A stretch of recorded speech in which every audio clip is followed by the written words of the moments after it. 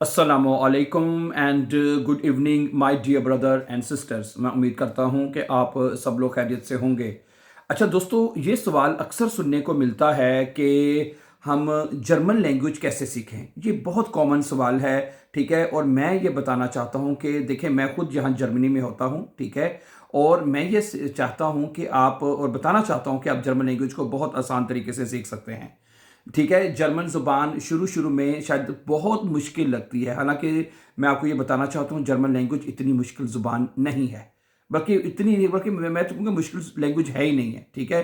अब इसकी ये वजह नहीं है कि मैंने यहाँ पे आके सीख ली है और मैं यहाँ पे, हमारा मतलब कि मैं सिखा रहा हूँ या पढ़ा रहा हूँ, ये ऐसी वजह नहीं है। लेकिन मैं आपको ये बताना चाहता हूँ कि हर वो बंदा जो मतलब कि जर्मन लैंग्वेज सीखना चाहता है तो वो बड़े आराम से सीख सकता है, ठीक है। आजकल आप जानते हैं कि पाकिस्तान से बहुत सारे लोग जर्मनी आना चाहते हैं, ठीक है, या और कंट्री से भी आना चाहते हैं, लेकिन उनके लिए सबसे बड़ी जो रिक्वायरमेंट है वो लैंग्वेज की आती है।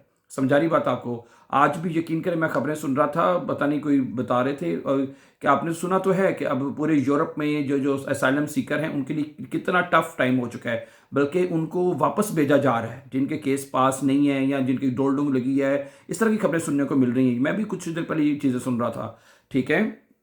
कोई तो जर्मनी से या पूरे यूरोप से, ठीक है, मतलब किस तरह के जो असाइलम सीकर हैं, ठीक है, उनका यहाँ पे कोई इतना अच्छा फ्यूचर नहीं है। सही है, ठीक है। अगर आप जर्मनी में आना चाहते हैं तो अब एक ही तरीका है जो सिक्योर तरीका है और एक सेफ तरीका है, ठीक है।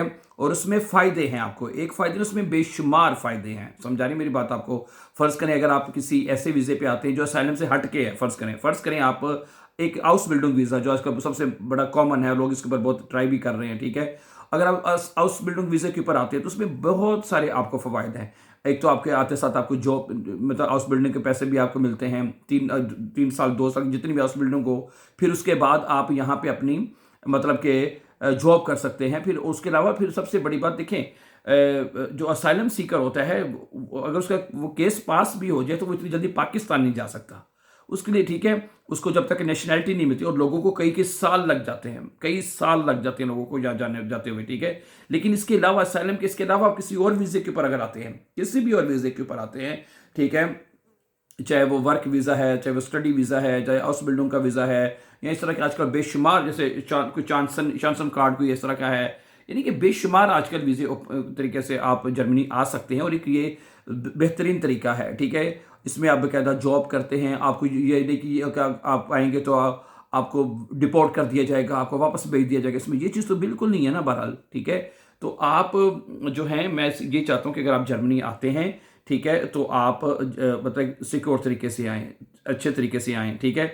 और इन चीज़ों के लिए जो रिक्वायरमेंट है ना, वो जर्मन लैंग्वेज की रिक्वायरमेंट है, ठीक है। मैं अपनी इस बात के ऊपर वापस आता हूँ जिसमें लोग ये बात करते हैं कि हम जर्मन ज़ुबान कैसे सीखें, ठीक है। देखें, असल जो मेन कोर्स है ना, अगर मैं इसकी मेन कोर्स की बात करूं, वो B1 है, ठीक है। B1 एक बेसिक, देखिए जर्मनी में जब भी नए लोग आते हैं ना, ठीक है, उनको सबसे पहले ये कहा जाता है जी आप B1 कोर्स करें। आपने जर्मनी की नेशनैलिटी लेनी है तो आपको कहा जाता है जी B1 कोर्स करें।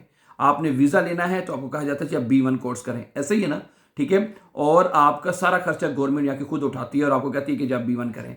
ओके, उनको पता है कि B1 एक ऐसा लेवल है, जर्मन लैंग्वेज का एक ऐसा लेवल है जिसमें आप मतलब कि अपनी हर तरह की बातचीत कर सकते हैं, अपनी कम्युनिकेशन कर सकते हैं, अपनी अपॉइंटमेंट जो मतलब कि मैनेज कर सकते हैं, ठीक है। आपको किसी को कहना नहीं पड़ता और अपने सारे काम खुद जो है वो सरअंजाम दे सकते हैं।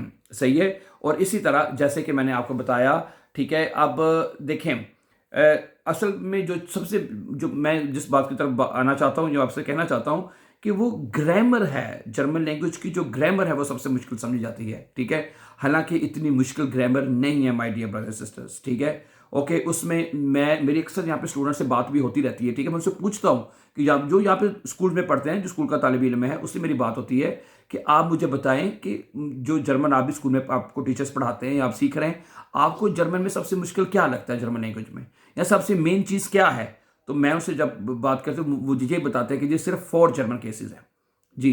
सिर्फ 4 जर्मन केसेस हैं जो कि मेन ग्रामर है, जो मेन कोर्स है। वो कहते हैं अगर आपको ये समझ आ जाए तो आप बड़े आराम से जर्मन लैंग्वेज सीख सकते हैं, बड़े आराम से आप सीख सकते हैं। जैसे कि आप नॉमिनेटिव है, अक्यूजेटिव है, डाटिव है और गेनेटिव है। ये बेसिक कोर्स है और B1 का कोर्स है। अगर ये आपको समझ आ जाती हैं तो मैं कहता हूँ आपके सारी चीज़ें ऑटोमेटिकली सॉल्व आउट हो जाती हैं।